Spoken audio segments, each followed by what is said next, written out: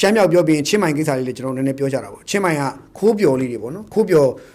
မြန်မာခိုးပျော်လေးတွေဘာပေါ့နော်မြန်မာခိုးပျော်လေးတွေဘာအဲ့ဘာကို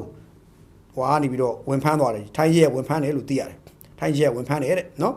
ခိုးပျော်လေးတွေရဲ့ခိုးပျော်လေးတွေပျော်နေကြတဲ့ချင်းမိုင်မှာဖွင့်ထားတဲ့ဘာနဲ့ကာရာအိုကေပေါ့ဗျာကာရာအိုကေနဲ့အဲ့ဒါကိုထိုင်းရဲတွေရတယ်ထိုင်းရဲတွေရပြီးတော့သတင်းရလို့ဆိုပြီးတော့ဝင်ဖမ်းတယ်နော်ဖမ်းတာကတော့23ရက်နေ့ပေါ့နော်23ရက်နေ့ကမနေ့ကဖမ်းတာမနေ့ကပေါ့နော်အဲ့တော့သတင်းတွေမှာတော့ဒီနေ့တော့တချို့တွေပြန်လွတ်ပြီးတော့ကြားတယ်ဒါပေမဲ့အဖမ်းခံရတော့အမှန်ပဲနော်အဲ့မြန်မာတွေကဘာလုပ်လဲဆိုတော့ချင်းမိုင်မြို့လေကောင်မြို့လေကောင်မှာရှိတယ်အဲ့အဆောက်အဦကမြို့လေကောင်မှာရှိတဲ့အခန်းပေါ့သူကကြည့်ရတာတရားဝင်လိုင်စင်နဲ့ဖွင့်တာမဟုတ်ဘူးလို့ယူဆရတယ်ပေါ့နော်ဆိုတော့အဲ့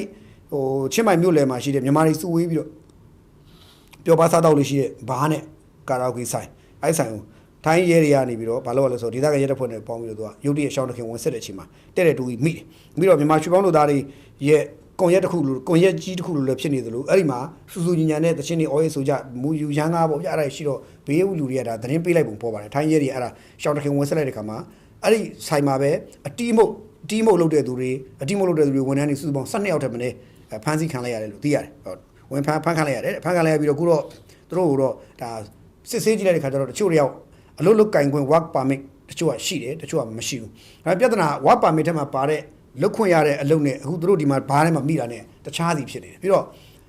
အလုပ်ရှင်လည်းလွဲနေတဲ့ခါကျတော့အခုလွဲနေတော့အဲ့ဒီဆိုင်ကိုလည်းပိတ်တယ်ပြီးရင်လူကိုလည်းခုနကဘာလဲဆိုတော့ဟိုရေးယူမယ်ပေါ့ဗျာအဲ့ဒီမြန်မာ12ယောက်ကိုတော့သူဘယ်လိုရေးယူမလဲတော့မသိဘူးပေါ့နော်ဒါမသိရသေးချာမသိရသေးဘူးအသေးစိတ်တော့သူတို့မထုတ်ပြန်သေးဘူးတေချာတာကတော့ဒီဘားကိုပြီးခဲ့တဲ့သကြံပြီးခဲ့တဲ့ဖွင့်သကြံပြီးခဲ့တဲ့ဆွန်ခရန်ပွဲတော့ပြီးခဲ့တဲ့ဒီကောင်လေးစပြီးတိုးတွေနဲ့ခိုးဖွင့်ထားတာဖွင့်လက်စနဲ့ဆက်ဖွင့်တဲ့သဘောရှိတယ်ဖွင့်ရင်ကာရာအိုကေလေးတွေကောက်ထည့်လိုက်တဲ့သဘောပေါ့ပြီးတော့ဘာမှမိတုံလေးနဲ့ပေါ့ဗျာအဲ့တော့ပျော်ကြပါကြပေါ့ဆိုတော့ခိုးပျော်လေးတွေဘာလို့ခေါ်တယ်ကျွန်တော်သိတော့ခိုးပျော်လေးတွေပေါ့ဆိုတော့ချင်းမိုင်မှာခိုးပျော်လေးတွေရှိတယ်ချင်းမိုင်မှာခိုးပျော်ဆိုတာဘယ်လိုမျိုးဆိုမှမြန်မာပြည်ရင်ထွက်ပြေးသွားတယ်ထွက်ပြေးပြီးတော့အစိုးရပုံကံပြီးထွက်ပြေးသွားတယ်ထွက်ပြေးပြီးတော့ချင်းမိုင်မှာသွားနေတယ်နေပြီးတော့နိုင်ငံရေးရောင်ရောင်တော်လန်ရေးရောင်ရောင်ဘာရောင်ညာရောင်ပေါ့ဗျာအဲ့လိုရောင်တော်နဲ့စီရီယမ်ရောင်လုပ်တဲ့လူတွေကတချို့တွေကအဲ့လိုမျိုးနေရာလေးတွေမှာခိုးပြီးပျော်ကြရရှာတယ်ဘာလို့သူတို့မှာပေါ်တင်ပြောခွင့်မရှိဘူးပေါ်တင်ပြောခွင့်မရှိတော့ခိုးပျော်နေရတော့ခိုးပျော်နေရတဲ့အတွက်သူတို့ခိုးပျော်လေးတွေရဲ့ဘာပေါ့နော်အဲ့လိုပဲကျွန်တော်အလွယ်ခေါ်ကြတာဆိုတော့အခုတော့အဖမ်းခံလိုက်ပြီဆိုတော့သူတို့အဖွဲ့တွေလည်းဒါသိကြတယ်တချို့တွေလည်းမြန်မာပြည်ပြပို့ခံနိုင်တယ်တချို့တွေလည်းထောင်ထဲမှာထိုင်းရဲစခန်းထဲမှာထောင်ထဲမှာထောင်ချသွားနိုင်ရှိတယ်တချို့ကြတော့လည်းဒဏ်ကြေးနဲ့လည်းပြီးသွားနိုင်တယ်ဘယ်လိုဆက်ဖြစ်မလဲဆိုတာတော့နောက်တရက်နေ့ဆိုရင်ချင်းမိုင်ဘက်ကနေကျွန်တော်တို့ရဲ့သတင်းရင်းမြစ်တွေကနေကျွန်တော်ပြောပါလိမ့်မယ်เนาะချင်းမိုင်မှာအောင်စောတို့အုပ်စုတွေလည်းရှိတော့ဆိုတော့အောင်စောတို့အုပ်စုလည်းပြောမရခိုးပျော်လေးတွေမှာအောင်စောတို့အုပ်စုများပါနေသလားတော့မသိဘူးခိုးပျော်လေးတွေမှာเนาะအောင်စောတို့နောက်တခြားအဖွဲ့တွေရှိတယ်ချင်းမိုင်မှာရှိတော့သူတို့အဖွဲ့တွေနေဖုံးလောက်တော့မှတခါတလေချင်းမိုင်ဘက်ကို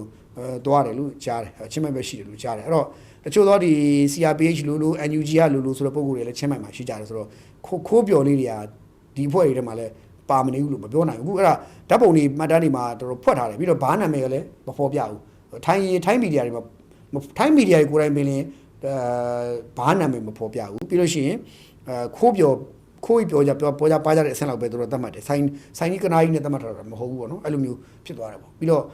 လူတွေတော့ဓာတ်ပုံတွေတော့ဝါးထားတယ်ဖြစ်တယ်ကျွန်တော်တို့ဘယ်သူမှမသိဘူးဖြစ်နေတယ်ကျွန်တော်တို့ကလည်းတေချာမမြင်အောင်ဖြစ်နေတယ်လှမ်းပြီးတော့ဒါဘယ်သူတွေလဲပေါ့ကိုမြင်နေကြလူတွေမှတ်မိတဲ့လူဖြစ်မလားကြည့်တာဖျက်ကွဲကြည့်တာတေချာမရှင်းဘူးဖြစ်နေတယ်အဲ့တော့